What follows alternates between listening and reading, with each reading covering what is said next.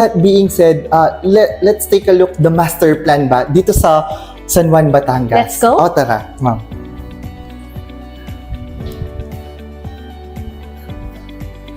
So, this is the master plan, do, ma'am. So, tell us more about this master plan. Sobrang ganda yata nito, ma'am. Yes, welcome to Playa Laiya. This is a total of 128 hectares development within San Juan, Batangas. This is a residential subdivision of Playa Laiya. This is phase 2, phase 1 on the side, phase 3, and phase 4. These are the beachfront properties. Wow! It's open lots only. Ang kagandahan dito, Sir Alan, you can buy a lot, build, and then get your own contractor and engineer, then build your Asian tropical theme house. So basically, these are the lots available for sale that we have. And then, when it comes to building, ma'am, what are the restrictions or parang theme na that should be followed by the landowner? Asian tropical theme po natin yung house construction. Typical Filipino beach house, no? Kagandahan dito, 50% fully paid. You can already start, submit your plan, and start building your construction. In terms of the areas, we are offering 200 cut up to 700 square meters cut, depending on the location yung price po niya. Or for as low as 21,000 per square meter. Wow! So, affordable pa din naman. Affordable pa naman mo siya. And very secured to. Kasi I believe kanina, nadaanan natin to, no, ma'am? Yes, we passed by this area. This is Barangay Playa Laiya. Then, within the community, there's already an existing amenities. Like for this one, we have this Grand Cora Clubhouse located at phase 4 beachfront. And there's a boardwalk, beach park amenity, and on the other side we have this hilltop clubhouse. And within the village we have this pocket gardens and fitness outdoor center and nature park.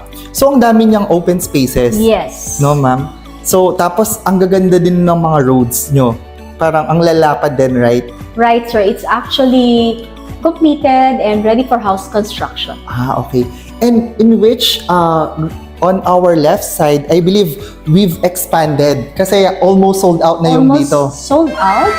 Then, from here, from the residential subdivision, you just drive 500 meters away, going here at the beach club. This is Club Laiya. Okay. So that's the newest project, right? This is the newest project right now. Yes. Kasi we just launched district this one last year. Last year for the Premier District. Okay. Then 2 years ago for the Seaside District. This is already 90% sold out, sir, for the Seaside District. And these are the commercial lots. Right, sir. It's actually a residential commercial or pwedeng purely residential, purely commercial or hybrid. Okay. Mixed use. And I believe since we're in the front of the beach, no, we strictly followed and complied with the government, right? Yes, sir. So, nag-comply tayo when it comes sa DNR. Kasi it's very timely and trending kasi yung sa Bohol. But for us, we complied sa DNR and, di ba, compliant tayo. Landco is pushing. It's actually the core of Landco, yung sustainability development. We are sustainable development. We are EDGE certified and also LEED certified. Wow. So again, we are in compliance with the government. We are developing within the nature. Yes.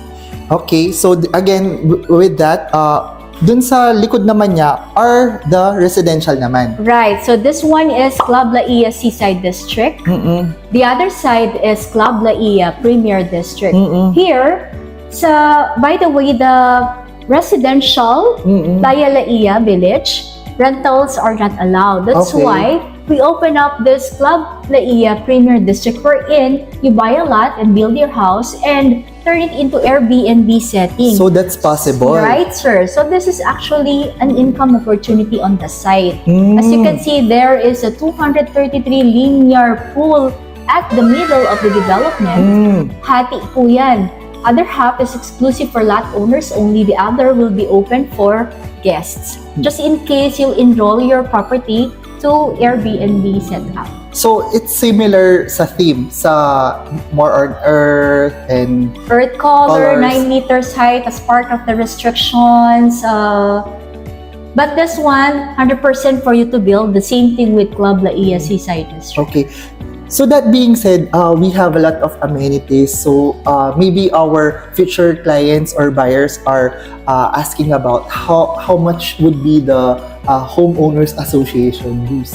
Mga magkano, ma'am? For the residential subdivision within Playa Laiya, Homeowners Association is 6 pesos and 50 centavos per square. square meter per month. So 6.50 per month. Then this one, since this is not yet turned over to the homeowners, but more or less 10 to 18 per square meter. Okay.